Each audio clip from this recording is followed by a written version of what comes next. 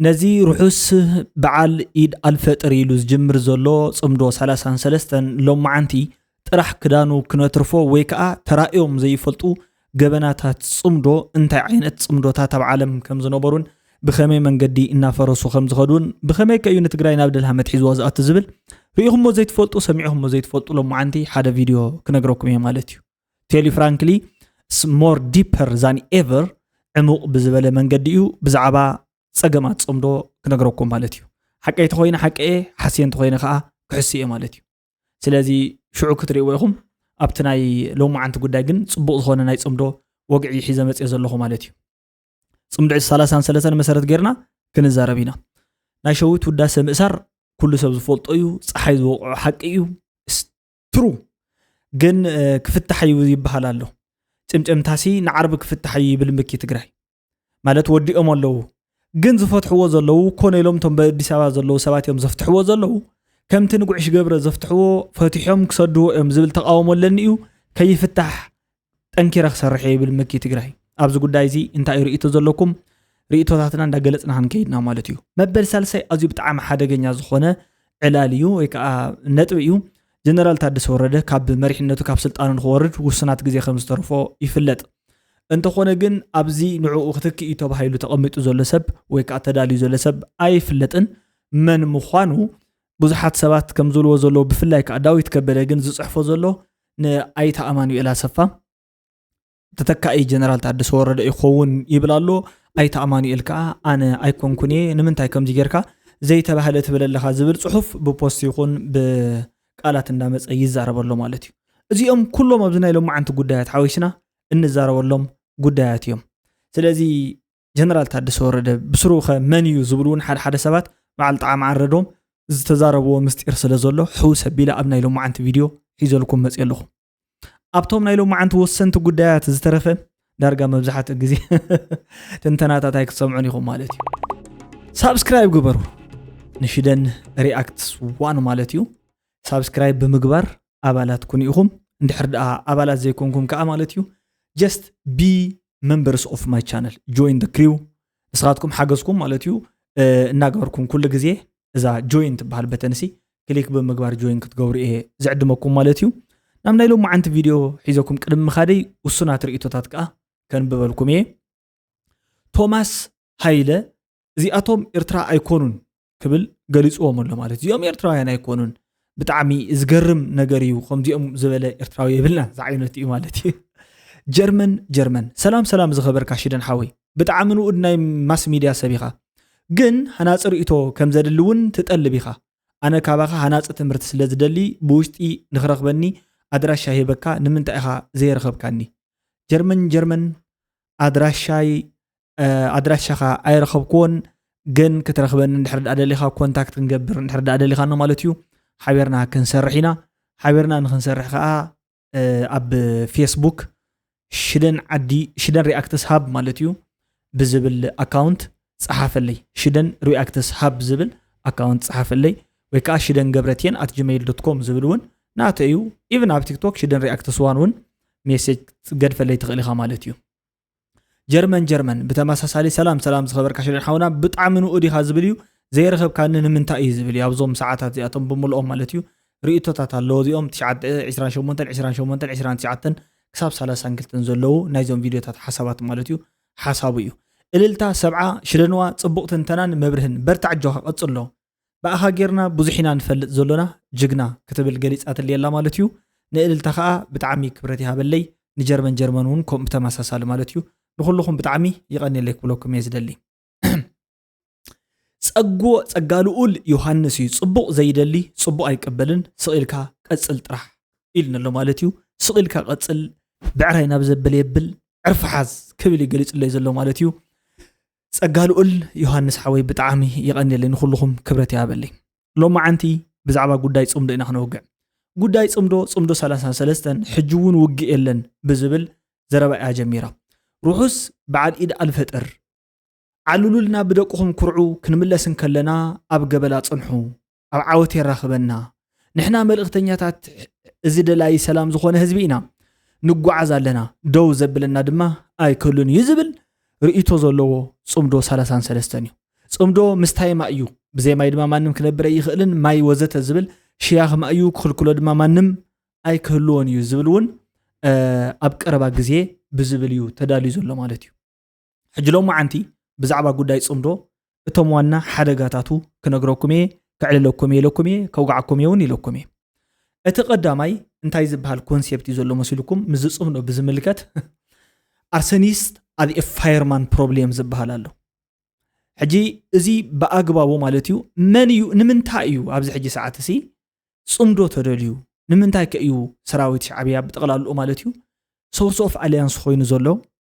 ሰራዊት ሻዕብያ ካብኣቶም ሓደሲ ንምንታይ ኣብዚ ሕጂ ሰዓት ክጽመድ ደልዩ ዘሎ በአግባቡ ማለት እኳ ሳይኒሩስ ብኸመይ ዓይነት ዕርቂዩ ናብ ከምዚ ጉዳይ ኣትዩ ዘሎ እዚ ኮ ከጠርጥር ዝግብኦ እዩ ነታ ትግራይ ትበሃል ቦታ ከም በፈርዞን ገይሩ ንኽጥቀመላን ኣብ መወዳእታ ከዓ ባትልፊልድ ገይሩ ካብ ኣዝረኽቦ ነገር ንኽረክብን እቲ ኩናትን እቲ ውግእን ከዓ ናብ ናይ ኤሪትሪያን ካብ ኤሪትሪያን ሶይልሲ ኣወይ ካብቲ ሓመዳት ኤርትራ ማለት እዩ ኣርሕ ቀቢለ ክገብሮ እየ ዝብል ሓሳብ ሓሲቡ እንተዘይ ኮይኑ ዝብል እዩ ስለዚ እዚ ሓደ ካውንተር አርጊመንት እዩ ብዙሓት ሰባት ዝማጎትሉን ዝካትዑልን ጉዳይ እዩ ወሳኒ ነጥቢ ከዓ እዩ ብኸመይ መንገዲ እዩ ካብ ጸላእና ፈታው ተቀይሩ እንታይ ስለ ዝተረኽበ ዝብል ነገር እዩ ስለዚ እንታይ ስለ ዝተረኽበ ድሕር ተዘይፈሊጥካ ዋጋ ያብሉን ካልኣይ ትግራይ ኣብዚ ሕጂ ሰዓት ትርከበሉ ዘላ ማለት እዩ ኣብ ፕሪቶሪያ አግሪመንት እዩ ንትግራይ ሰርቫይቭ ንኽትገብር ኣኽኢልዋ ዘሎ እንድሕር እንተዘይ ኮይኑ ግን እዚ ሪስክ ማለት እዩ ንትግራይ ሲ ካብ ናብ ዳግመ ምህናጽ ናይ ኩናት ስግኣት ተቐሚጡ እዩ ከቕምጠላ ዝኽእል ማለት እዩ ብፍላይ ከዓ ብዓይኒ እቲ ማእኸላይ መንግስቲ እዚ ከም ሓደጋ ተገይሩ ስለ ዝቁፀር ናይ ክልቲኦም ምጽማድ ማለት እዩ ናብ ሽግር ሒዝዋ እዩ ዝመጽእ ስለዚ ንትግራይ ናብ ሽግር ሒዝዋ ምምጽኡ ኣይተርፍን እዩ ዝብል እዩ ካልኣይ ትሬዲንግ ዋን ማስተር ፎር አናዘር ዝበሃል ኮንሴፕት ኣሎ ማለት እዩ ሰራዊት ሻዕብያ ወይ ከዓ ሻዕብያ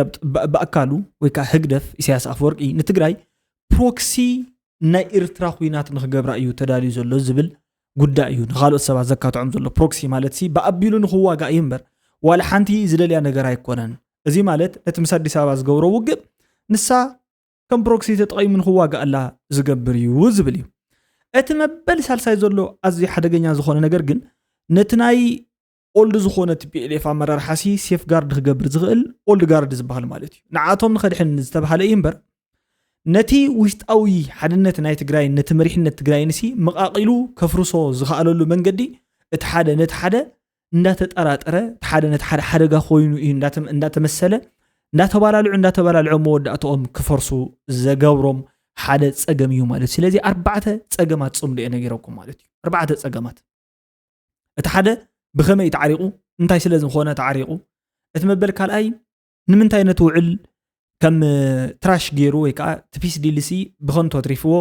እቲ ሳልሳይ እቲ ሓደ ነቲ ሓደ ንኽሰርሕ ወይ ከዓ ንፕሮክሲ ዋር ንምንታይ ኣዳልይዎ ራብዓይ ምክፍፋል ሓይልታት ኣብ ትግራይ ዘለዉ ብጽምዶ ቢልካ ንምንታይ ተደልዩ ዝብል እዩ እዚኦም ኣርባዕተ ሓደጋታት እዮም ግን ኣዝዩ ካብ ዝገርም ሎማዓንቲ ሪኢኹሞ ካብ ዘይትፈልጡ ጉዳይ ናይ ጽምዶ ሓደ ነገር ክነግረኩም ደማራኖይት ክርስቲያንስ ኢን ሊባኖን ዝበሃል እዩ 1970 ክሳብ 1980 ኣብ ሊባኖስ ዘጋጠመ ጉዳይ እዞም ማራኖይት ዝበሃሉ ሚሊሻታት ኣብ ትሽዑ ዝነበረ ናይ ሊባኖስ ሕድሕድ ውግእ ወይ ከዓ ሲቪል ዋር ዳተዋግኡ ዝጸንሑ ሓይልታት እዮም ማለት እዩ እቲ ጽምዶ ሞመንት ኣብዚ እዩ ዝመጽእ ማለት እዩ ንሳቶም ሴክሬት አሊያንስ ዝበሃሉ ወይ ከዓ ምስጢራዊ ርክባት ምስ መን ጀሚሮም ምስ እስራኤል ጀሚሮም ብሓጺሩ ምስ እስራኤል ዋላ ይጀምሩ እምበር እስራኤል ከዓ ኣብቲ ሽዑ እዋን ማለት እዩ ብኩሎም ዓድታት ዳርጋ ብኩሎም ዓድታት ማለት እዩ ኣዝያ ተጸላኢት ኮይና ስለ ዝነበረትን ከም ስግኣት ትርአ ዓደ ስለ ዝነበረትን ብሙሉኦም እቶም ሓይልታት ኣዕራብ ኣንጻር እቶም ዝበልኩኹም ማሮናይት ዝበሃሉ ክርስቲያናት ናይ ሊባኖስ አንጻሮም ክልዓሊ ተገይሩ ነዚ ከዓ ማለት እዩ ኣብ 1982 ዝነበረ ወራር ኣዝዩ ሓደገኛ ዝኾነ ውሽጣዊ ቅልውላውን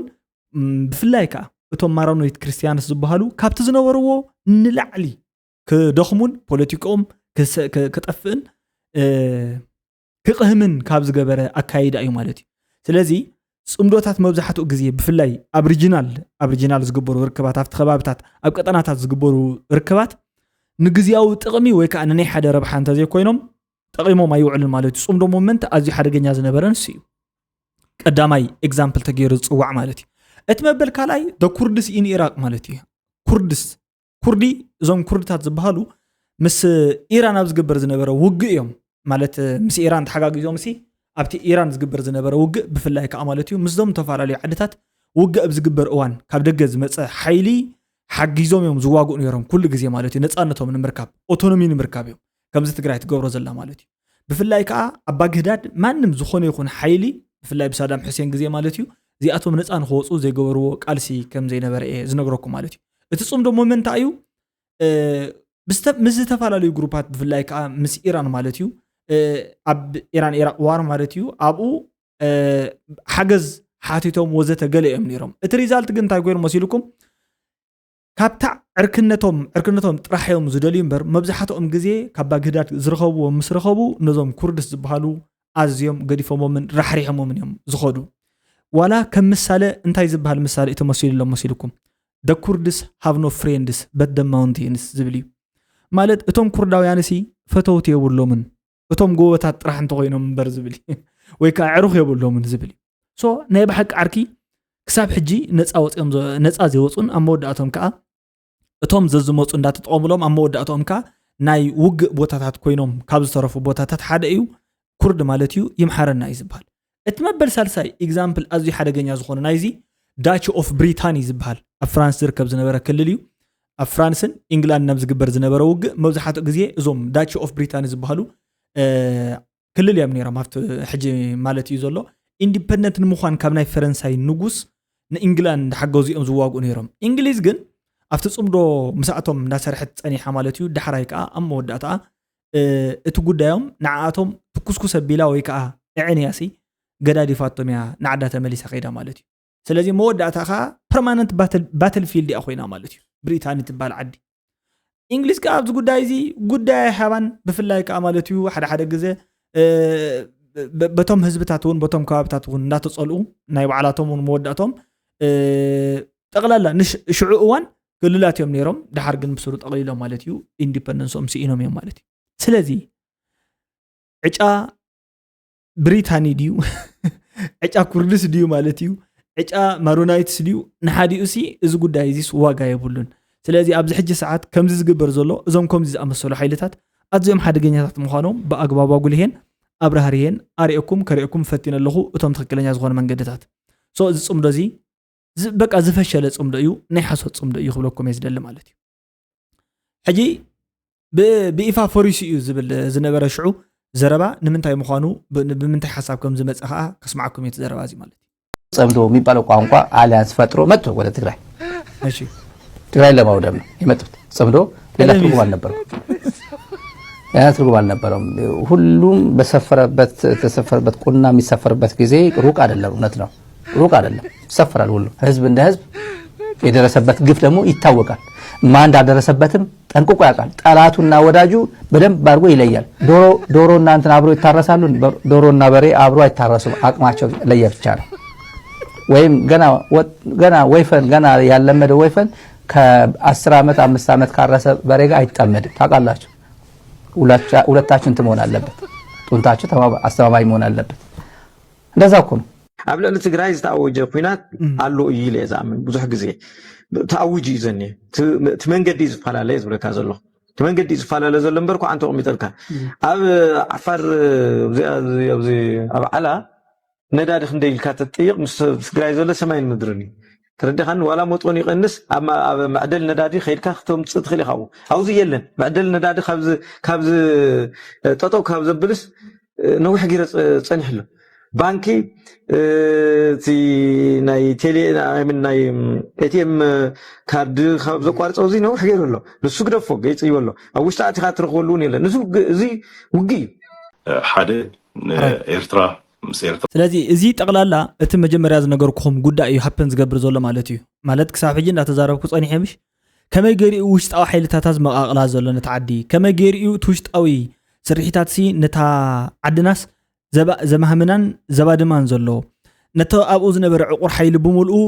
መቂሉን መቃቂሉን ጎዝዩን ጎዛዝዩን ከምዚ 1 ብርእስ 4 3 ብርእስ 5 እናገበረ እናገደፎ ዝኽር ዘሎ እንታይ ብምፍጣር እዩ እንተይልኩም እዞም ቅድም ኢለ ዝነገርኩኹም ሽርሕታት ብምፍጣር እዩ እቶም ኩሎም ሓይልታት ነዚ ዓድና ብኣግባቡ ወይ ከዓ ከምቲ ዝግባእ ክብሪ ሂቦም ኣይኮኑን ዝሰርሑ ዘለዉ እቲ ዝሕዝን እንታይ ዝበሃል ማለት እዩ እቲ ዓሻ ጽቡቕ ኣሎ ሓው ዓሻ ከፊእዎ ለ ዝበሃል እቶም ዓያሹ ኣሕዋትና እዮም እምበር ዋላ ሓንቲ ካልእ ነገር ዝሕዝን ነገር የብሉን ክነግረኩም ሶ መብዛሕትኡ ግዜ ዝተረድኦ ጥራሕ ይፈልጠሎ ዘይተረድኦ ጥራሕ ግን ኣይፈልጦን ዘሎ ማለት እዩ ተሓደጉ እንታይ ምዃኑ ብዛዕባ እንታይ ነወግዕ ምህላውና ገለገለ ምናልባት ተተራዳኢና ድሕሪ ተወሰነ እዋን እዞም ዓቕምታት ዝበሃሉ ውህሉል ዓቕምታት ዝበሃሉ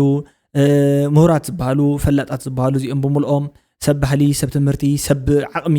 ሰብ ምንቃፍ ሰብ ምግምጋም ሰብ ምውቃስ ዝበሃሉ እኮ የለውን ሕጂ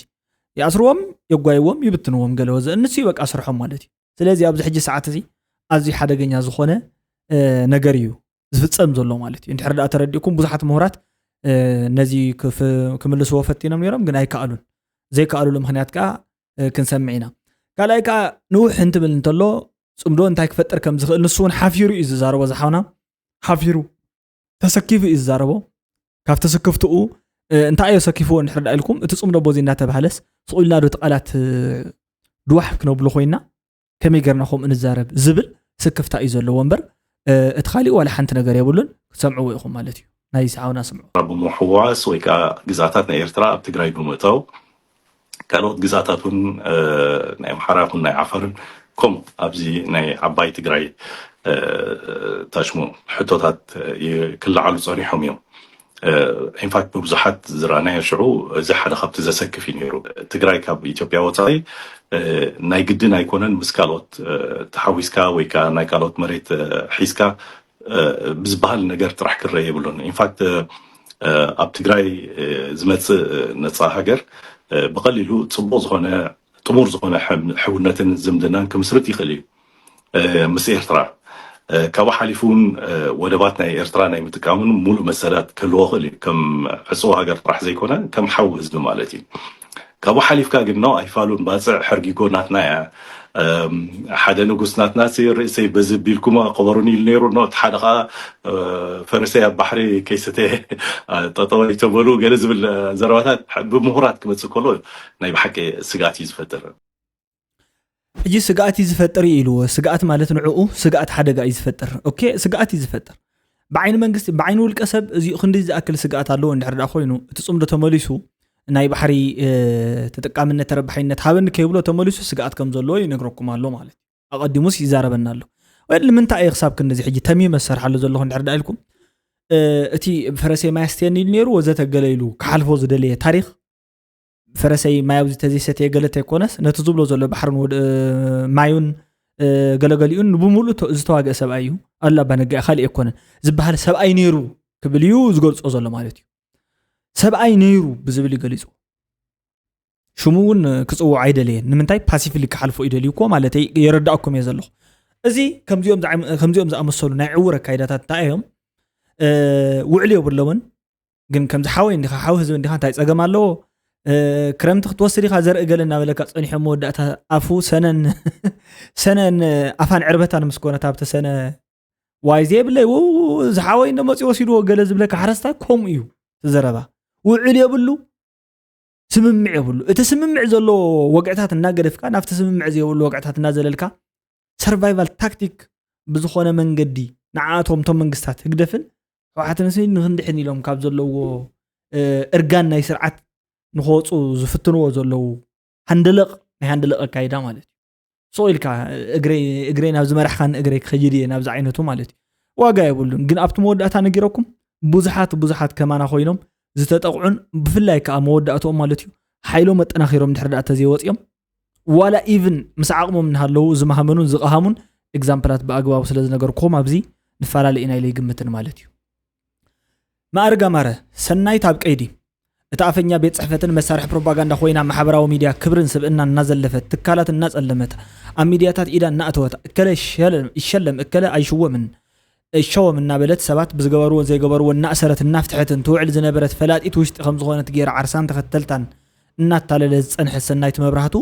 ብገበን ተጠርጢራ ኣብ ትሕቲ ቀይዲ ፖሊስ ውዒል ሓዲራ ዝተጠርጠረትሉ ገበን ብቤት ፍርዲ ክሳብ ዘይተገለጸ እቲ ዝበሃል ዘሎ ገበን ፈጺማቶ ድያ ፈጸመቶን ብግዜ ከይዲ ዝፍለጥ ኮይኑ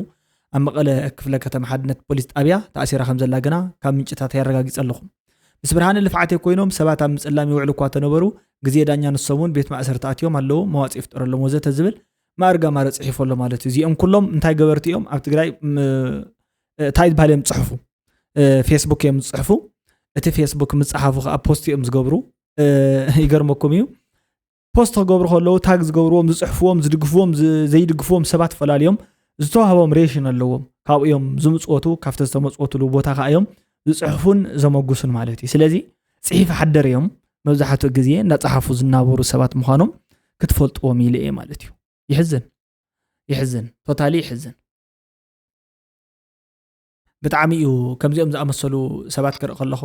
እሺ ናብ ናይ ሸዊት ውዳሴ ጉዳይ ክንሰግር ዓለም ሙሉ ዘለካ ትግራዋይ ትፈልጥ ኣለካ ዓርቢ ንኽፍታሕ ወሲኖም ወዲዮም ኣለዉ ሸዊት ውዳሴ ማለት ሒዚ የዝለኩም ኣለኹ ሒዚ ሓበሬታ ሒዚ ዝመፀኒ እዩ ክነግረኩም ተወሲኑ በቃ ምሸት ሒዚ ኣብ ትግራይ ምሸት እዩ እኒሄ ወዲዮም ኣለዉ ሒዚ ዕሰውሉ ፍርዲ ቤት ዓፂዩ እንዳሃለወ ለይቲ ሰብ ደቂሱ እንዳሃለወስ ዓርቢ ከመይ ገይሩ ክፍታሕ ከም ዘለዎ ኣብቲ ዘለዉ እስር ቤት ሒዚ ይውዱ ኣለዉ ውዕስ ገብረ እውን ከማ ገይሮም እየን በቲ ትክክለኛ ወንጀሉ ከይኸስዎ ካሊእ ክስታት ኣምፅኦም ኣብዚ ኢድካ ኣቲኻ ኢኻ ኣብዚ ተሓባቢርካ ኢኻ ኢሎም እትዮም ድሕራይ እንታይ ገይሮም ዋሕስ ገይሮም ኣውፅኦም ሞ ድሕሪኡ እንታይ ገይሮም ናብ ኣዲስ ኣበባ ሰይዶም ሞ መን እዮም ዝሰርሑ ዘለዉ ኣብ ኣዲስ ኣበባ ዝኔው ፀናትና ልኡኻት ናይ ሽዋ ኣብ መቐለ ዝኔው ካነየ ምስዚኣቶም ዘተሓባብሩ ኣብ ግዜያዊ ምሕዳር እኔው ኣብ ፖሊስ እኔው ኣብ ሰራዊት እኔው ተጋሩ እዚኣቶም ለኩመና ማለተይ ክጻረፍ ክጓየቕ ወይ ከዓ ዝኾነ ሕማቅ ቃል ከውፅእ ዘየብለይሲ ብሓሳብ እዮም ዝከራኸሩ ዘለዉ ምስቶም ብሓሳብ ዝከራኸሩ ዘለዉ ሰባት ከዓ ብሓሳብ ክትማጎትን ክትከራኸርን እዩ ዘለካ ዝብል እምነት እዩ ዘለኒ ምክንያቱ ኣነ ሓሳብ ሒዘን ዕዳጋ ክሳብ ዝመጻኹ ካልኦት ሰባት ድማ ከምኡ ዓይነት ሓሳብ ሒዞም እዮም መጺኦም ዘለዉ እዚ ድማ ናይ ምልውዋጥ ጥራሕ ዘይኮነስ ኣብዚ ሓሳብካ ትገሊጽካ ናይ ካልኦት ሰባት ሓሳብ ትዕፍነሉ ክኸውን የብሉን ዝብል ሓሳብ ኣለኒ እንተኾነ ግን ከምዚኦም ዝኣመሰሉ ጉዳያት ጉዕሽ ገብረ መብዛሕትኡ ህዝቢ ብዝኣመነሉ መሰረት ሰብኣይ ክእሰር ከም ዘይነበሮን ብዙሓት ሰባት ከዓ ናቱ ድምፂ ኮይኖም ይሰርሑ ከም ምንባሮም ይፍለጥ እዩ ማለት እዩ ድምፂ ይኾኑ ናቱ ናይ ኮነን ዋላ ኢቭን እውን ሕማቅ እንተዝገብር ሓደ ሰብ እቲ ሕማቅ ዝገበሮ በቲ ሕማቅ ዝገበሮ ይእሰር በቲ በዓል ሚኪ ትግራይን ከምዞም በዓል መኒኻ ትብሎም እዚ ወዲ ቢተውሎ ገለ ዝበሃሉ ዘለውን ኣብ ማእኸል ከለ ከምዚ ዝገበረ ከለ ከምዚ ክትዛረብ የብልካን ገለገለ እናበሉ ብዛረቦ ዘለዎ መንገዲ ዝእሰር ሰብ ግን ኣነ የሕዝነኒ እዩ ስለዚ ድምፂ ምዃን ትክክል እዩ እዚ ሰብዚ ገበን እንተለዎ በቲ ገበኑ ፍርዲ ቤት ባዕሉ ክፈርደሉ እዩ ዘይብሉ ተኮይኑ ከዓ ነፃ ውፅኡ እንተለቕዎ ትክክለኛ እዩ ብዘረብኡ ከም ዝተኣሰረ እዩ ዝርዳእና ኣነ መብዛሕትኦም ብዘረብኦም እዮም ተኣሲሮም ካብ ዘረባ እውን እዮም ዝጠፍኡ ዘለዉ ይስወሩ ዘለዉ ክሰርሑ እዮም ዝተባሃሉ ዓቕሚ ኣለዎም ዝተባሃሉ ብምልኦም ወይ ከዓ ስግኣት እዮም ኢላ ዝኣመነቶምን ምሁር ተዋላዋላይ ኢላ ዝሓዘቶምን ውድብ ምስ ሻዕብያ ብምትሕብባር ከዓ ካብ ዓዶም ተፅንቶም ኣላ መወዳእታ እዚ ዕጫ ኩርዲ እዚ ዕጫ ማሮናይት እዚ ዕጫ ብሪታኒ እንድሕር ኣበፂሕዋ ግን ንሕና የለናላን ክትፈልጦ ዘለዋ እዩ ዝብል እዩ ግን ዋና ፀገሙ ንበይና ኣይኮነን ክበፅሓ ከም ስርዓት ንሳቶም ክልቲኦም ስርዓታት ሲ እንድሕር ብሓሳብ ኣሪጎም ወይ እንተሸምጊሎም ወይ ገለ ጠፊዎም እዩ ዘሎ ዕልምልሞም ንየማን ንፀጋም ኣብዎም እዩ ዘሎ ማለት እዩ ፅምዶ ሞመንት ለውጢ ክፈጥር ደይ ክፈጥር እውን ነጊረኩም እየ ኣይፈልጥዎን እዮም እንታይ ደኣ ከምዚ ተመን ዘይኮነስ ንህቢ ዝነኸሶ ሰብ ስቂሉ ዝሕዞን ጭብጦን ገዲፍዎ ዝጎይ ወይ ከዓ ኣድጊ እንድሕር ደኣ ንህቢ ክነኽሳ ከሎ ተሪኢኹሞ ማለት እዩ ከምኡ እዮም ዝገብርዎ ዘለዉ ተካሂዶም ሕጂ ናይ ሓሶት ዜናታት ኣለዉ ናይ ሓሶት ወግዕታት ኣለዉ እዚኦም ኩሎም ከም ሓቂ እንዳገበሩ እቶም ሓቂ ዝሰርሑ ሰባት ከዓ ከም ሓሰውቲ ከም ሰረቕቲ ከም ሊያቡ እናተራእዩ እዮም ሽግር ዝወርዶም ዘሎ ማለት እዩ ይሕዝን እዩ ብጣዕሚ ዛሬው ዕለት ህወሓት ጀነራል ታደሰ ወረደን ይተካል ያለችውን አዲስ ፕሬዚደንት መመደቧን አሳውቃለች። እንግዲህ ከ22 ቀናት በኋላ ስልጣናቸውን በይፋ የሚጨርሱት ወይም ስልጣናቸው በይፋ የሚያበቃው የትግራይ ጊዜያዊ አስተዳደር ፕሬዚደንት ሌተናል ጀነራል ታደሰ ወረደ የስልጣን ጊዜያቸው ሲያበቃ የሚተካቸው ፕሬዝዳንት በህወሓት ተመድቦ እየተጠባበቀ እንደሚገኝ ለህወሓት ጽሕፈት ቤት እጅግ ቅርብ የሆኑ አንድ የአውራምባ ታይምስ ምንጭ አረጋግጠውልናል። ህወሓት ለዚህ ኃላፊነት የመደበቻቸው ሹመኛ በአሁኑ ጊዜ የጊዜ አስተዳደሩ ምክትል ፕሬዝዳንትና የህወሓት ምክትል ሊቀመንበር የሆኑት አቶ አማኑኤል አሰፋ መሆናቸውን የገለጹልን ምንጮች ጽቡቅ አይተ አማኑኤል አሰፋ ታይብል ክብር ሓው ዳዊት ከበደ መልስሉ እዩ ዘሎ ሕጂ ንዕኡ ማለት እዩ ነታ ዝሰማዕኹማ እንታይ ዝብል ዳዊት ከበደ ትሕጂ ሰማዕኹሞ ንአማኑኤል አሰፋ ክሽዎም ተባሂሉ ከም ዘሎ እዩ ዝገልጽ ዘሎ ንሱ ከዓ መልሱ ዘሎ ክብር ሓው ዳዊት ከበደ እቲ ብዛዕባ ዝሕለፍካይ ሓበሬታ ፍጹም ጌጋ እዩ ከም እትፈልጦን ዝኾነ ሰብ ዝምልከት ሓበሬታ ወይ ዜና ንምስራሕ እቲ ሓቂ ካብቲ በዓልዋን ሓቲትካ ምርግጋጽ ሕጋውን ሞያውን ግቡእ ከም ዝኾነን ንሓደ ምኩር ጋዜጠኛ ምዝኻር ዘድሊ ኣይመስልን ብዝኾነ እዚ እውን ዕላማቲ ሕዚ እውን ዕላማት ዝተፈነው ሓበሬታ ብዘይገድስ ብዛዕባ ምደብ ሓላፍነት ኮነ ዝርርብ ምስ ሸዋ ዝምልከት ብዛዕባ የረኺበዮ ዝብልካይ ሓበሬታ ጻዕዳ ሓሶት እዩ ይብል ገሊጽዎ ኣሎ ገብረ ሚካኤል ገብረ ህይወት ሓዊሱ 1.6 ከይ ዝኣኽሉ ሰባት ከዓ ላይክ ገይሮም ኣለዎ ማለት እዩ ነዚ ፖስት እዚ ኣብ ፌስቡክ ማለት እዩ ስለዚ ናይ አማኑኤል አሰፋ መልሲ አውሪዶ ንአማኑኤል አሰፋ ናይ ናብ ፕሬዝዳንትነት ከም ዘምፀ ምሲሉ ሓበሬታ ውፅኢሎ ካልኣይ ሕጊ ንምግባር ከዓ ናይ ምደባ ጉዳይ ምንታን ክሳብ ከዓ ኣነስ ምስ ኣዲስ ኣበባ ገልጣት ዘለው ሰባት ብምዃን ናብ ብልፅግና ከም ዘለኹም ሲሉ ነውፅዎ ኣሎ ዘይ ካተጎሪካል ብጣዕሚ ሕሶት እዩ ጌጋ እዩ ብጣዕሚ ዘየለ ነገር እዩ እቲ ምደባ ዝበሃል ነገር እውን ከምኡ ዝበለ ዝተገበረ ነገር የለ ከምኡ ናይ ምባር ስልጣን እውን የብሉ እቲ ኮሚቴ ሒዝታት ምኽተ ናይ ትግራይ ናይ ምኽተ ጉዳያት ዝምልከት እምበር ፃሪሕ መፀካየ ንሱ እዩ ዝሰርሕ እምበር ሰባት ናይ ምምዳብን ናይ ውራድን ስራሕ ዘለዎ እውን ኣይኮነን ብዛዕባ ኣብ ኣዲስ ኣበባ ዝምልከት እውን ብዝኾነ ኣጋጣሚ ኣነ ኣብ ኣዲስ ኣበባ ዝፈልጦ በዓል ሃፍቲ ሳይ ዝቐርብ በዓል ሃፍቲ እውን የብለይ ቀረባ ይኹን ካልእ ታደሰ ጽቡቅ ኣነ ዝፈልጦ በዓል ሃፍቲ ይኹን ካልእ ነገር የብለይን ኣነ ዝፈልጦ ተኣምር እውን የብለይን እቲ ዝብሎ ዘለውን ሓላፍነትን ኣይኮነን ኣይተሸዎም ኩነ ይብል ኣሎ ክንርኢ በልዕውር ዝብል እዩ ንርኢ ሽዑ ንሕና ይምልከተናን ኣነ ከም ዝመስለኒ እየ ዝግምት ምናልባት ኣብቲ ማእኸላዊ ኣተሓሳስባ ወይ ከዓ ማእኸላይ ኣተሓሳስባ ሒዙ ፀንሐ ጀነራል ታደሰ ወረደ ምናልባት ኣብ ትግራይ ንዝፍጠሩ ፀገማት ብፍላይ ከዓ ብድፍኢት ኣወል ስዒድ መሳርሕቱን ምስቶም ንዕኡ ኣጆኻ ዝብልዎ ዘለውን ትክክለኛ ኢኻ ትሰርሕ ዘለኻ ዝብልዎ ዘለውን ጽምዶ ንህዝብታት ብዝብል ሰላማዊ ነገር ኣላቢሱ ጽምዶ ንህዝብታት ርክብ ህዝብታት መቸስ ጽምዶ ብርክብ ህዝብታት እንሕርዳ ተበጊሰ ሓቂ እዩ እዚ ኣይን ክሕዳና ርክብ ህዝብታት ምስ ካልኦት ህዝብታት ሓቂ እዩ ርክብ ስርዓታት ምስ ስርዓታት ገለ እንተኮይኑ እዞም ዝደመዩ ኣብ ውንድድ ፖለቲክስ ዝኣተው ስርዓታት ለውጥ የብሎም ሰርቫይቫል ታክቲክም ጻወት ዘለዉ ተባሂሎም እዮም ስለዚ ካብዚ በለ ካብዚ ግን ኣብዛ ሕጂ ተፈጢራ ዝነበረት ጉዳይ ብፍላይ ብድፍእ ገለመለ ንሱ እዩ ኤሊትል ቢት ኒውትራላይዝ ንክገብራ ዝፍትን ነይሩ ማለት እዩ ሓደ ምስጢራት ብዘይ ምውፃእ ብዙሕ ብዘይ ምዝራብ በቃ መፅኡ ሃተፍተፍ ብዘይ ምባል ብዙሕ ብዘይ ምዝራብ ዓቂቡ ብምሓዝ እንትውዕዩ እንተለውን ዝሕሊሉ ሓሳቡ ብምግላጽ ሕጂ እዚኣ ንተዓገሳ ብዝብል እዩ ተፀኒሑ ዘሎ ኦፍኮርስ ታይብል ነይሩ ሽደን ክትብል ኢኹም ሓደ ቮላታይል ንሕርዳ ሒዝዋ ወይ ከዓ ሶዲየም ዝኾነ ሰብ ንሕርዳ ሒዝዋ ከዓ ጥዋዕዋዒሉ ነገራት ከባላሾ ከም ዝኽእል ኦፍኮርስ እግምት ማለት እዩ ናተይ ግምት እዩ ሰማዕኾ ነገር የለን ግን እግምት ምክንያቱ ኣዘራርብኡ ኣገላልፃ ሓሳቡ ገለ ክሪኦ ከለኹ ዝሰብኣይ ፈጣን እዩ ጽቡቕ ተዛራባይ ገለ ኢለ እኳ እንተዘይመጎስኮ ተዘይሓሰኹ ተገደደ ግን ኒውትራላይዝ ኣብ ምግባር ነገራት ኣብ ምርግጋዕ ግን ዝሓሸ ሓደ ግዜ ተረጋጊዕኻ ዝሓሰብካዮ ይብሉ ጽቡቕ እዩ ሓሲብካ ዝገበርካዮን መቲርካ ዝወሓጥካዮን እቲን ከይሓምቕ እቲን ከይሓንቕ ይብሉ ወለዲ ሓሲብካ ክትዛረብ ቀሲልካ ክትገብር ዕድል ዝህቡ ሰባት ስለ ዘለው ከምኡ ዝኣመሰሉ እዞም ሰባት ንሳቶም ከዓ ብጣዕሚ ወሰንቲ ዝኾኑ ሰባት ስለ ዝኾኑ ሬር እውን ስለ ዝኾኑ ብኣግባቡ እንተዝተሓዙ ጽቡቓት እዮም ከምናተ እዩ ሸኩልካ ተሃንዲድካ ናብ ዝኾነ ጉዳይ የእትውኻን ተኣቲኻ እውን ከቢድ ስለ ዝኾነ መውፅኡ ማለት እዩ ስንፍና ጌታቸው ረዳ እንታይ እዩ ነይሩ ብጣዕሚ ዓረዶም ስምዕዎት ልዕሊ ጌታቸው ለውጥ ይደሊ ነይሩ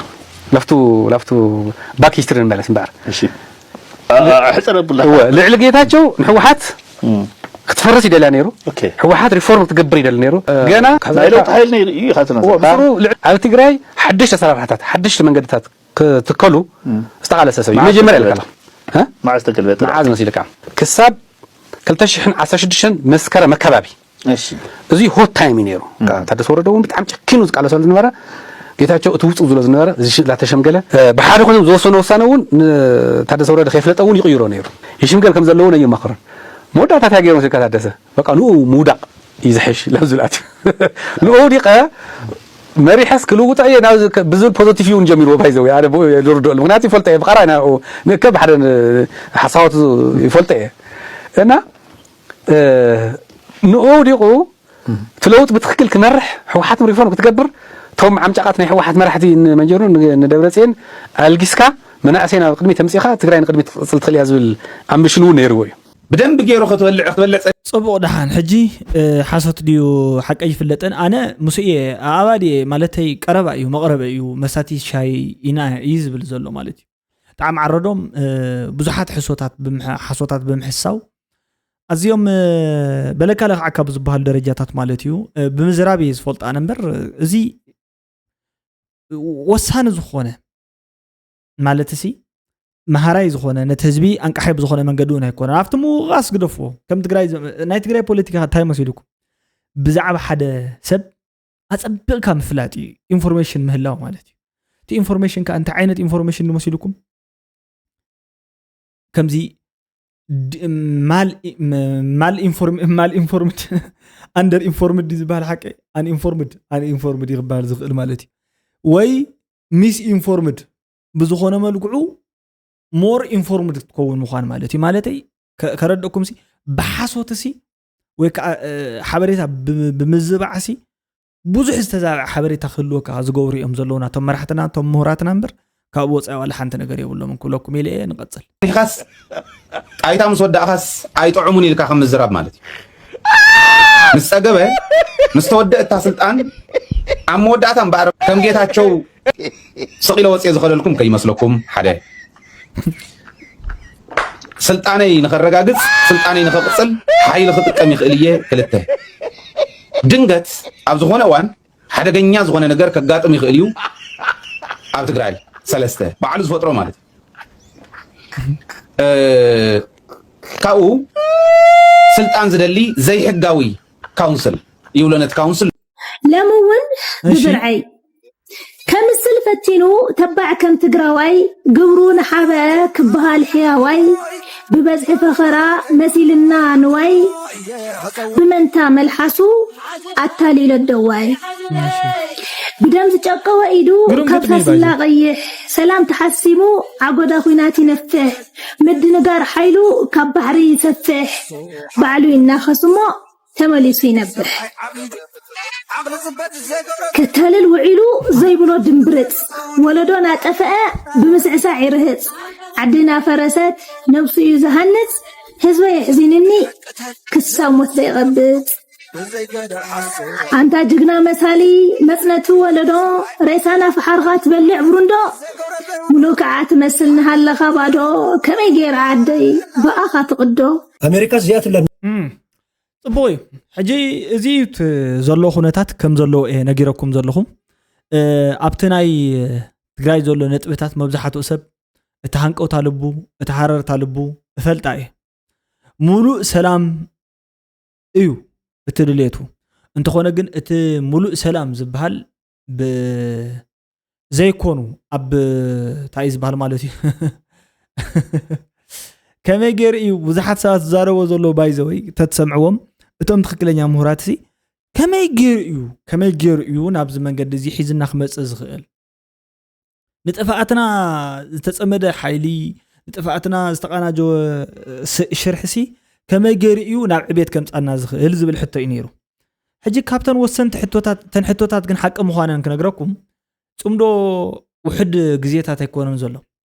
ሰንበት እኳ ተንቆፅሮ ነርና ዳርጋ 33 ሰናብቲ ይሕልፈሎ ማለት እዩ ካብ ጽምዶ ዝጅምር ናብ ዓመታትን ገለመለታትን ናቁታት ንጽጋዕ ኣለና ሓቂ ነው ወትመጸላ ማለት እዩ ስለዚ ኣብ ሓደ ዓመት ዝኾነ ይኹን ነገር ብልጭ ዘይምባሉ ምግብ ዝበሃል ነገር እኳስ ማይ ዝበሃል ነገር እኳስ ነቲ ምናልባት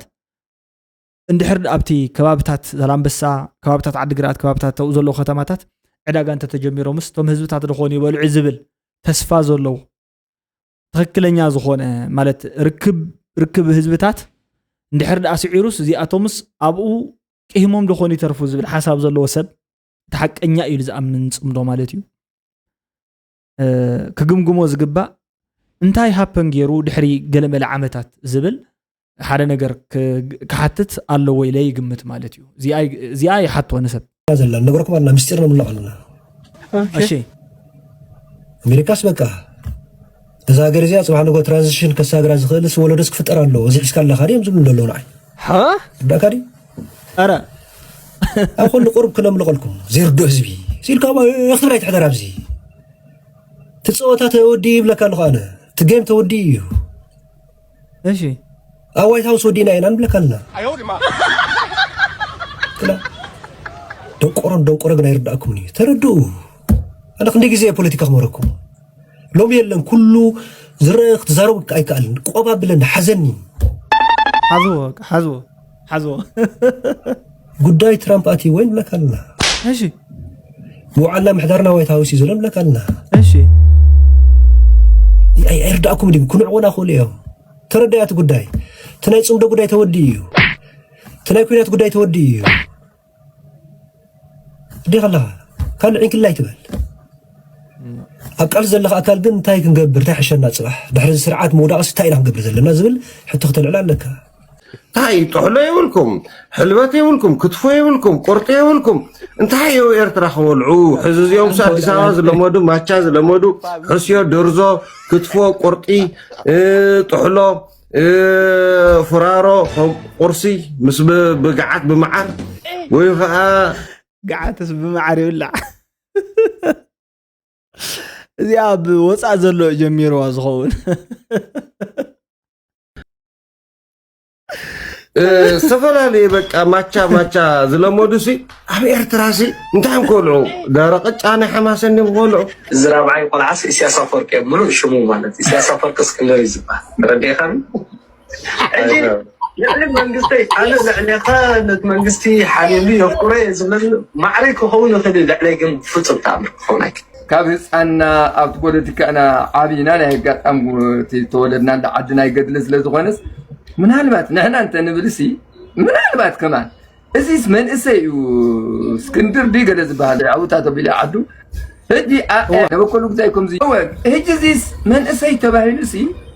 I don't know ندعي معناتيسي كساب I don't know نحنا مهراتينا نحنا اكو تبلنا صبو يلو يا درار نحنا تبلنا صبو يو ارزون قولعس انتايوم حقيقي ويس هو اكسبيرينس لمدي وسانه نغريو بزخونه ناي لو معنت فيديو زي زرعكمون سمعكم من يمثل نسخاتكم كما يرخبكم مت فيديو فناي لو معنت فيديو heavily info packed زخونه يو lot of information بحد ጊዜ ከምዚ ፓይል አፕ ገይረ ወቃ ሌየር ብሌየር ሲያቀርበልኩም ኣለኹ ንዝተረዶ ተራዳዲና ለና ኢለ ግምት ተደይ ተራዳዲና ኸ ኣነ ለፊዕ ደኺም ኣለኹ ንስኻትኩም ተደይ ተረዲኩም ወይ ተደይ ተራዳዲና ኣሓዝን እምበር ዋላ ሓንቲ ነገር ዝብለ የለን ኤንዌይ ሰብስክራይብ ብምግባር ነስ ቻናል እዚ ተጸምበርዎ ኢኹም ማለት እዩ እዚ ሽደን ሪአክትስ ዋን እዩ እንድሕር ኩሉ ጊዜ ሰብስክራይብ ትገብሩ ኮይንኩም ከ again be members of my channel AC መንበራት ትኮኑ ዝጽዋዕኩም መንበራት ማለት አባላት ትኮኑ ማለት join the crew ሓገዝኩም አቅርቡ ሱፐር ቴንክስ ጊፍት አቲኩም ማለት እዩ ኮሜንት ሃቡ ዋላ ሓንቲ ነገር የለን ማለት እዩ አተባብዕዎ ዘን ጽቡቅ ብዝበለ ነገር ከ አኸን መጺና ሎም ቅነ ጽቡቅ ግዜ ሰላም ይራኽበና good light نحن حضرت حواتي ما نطيب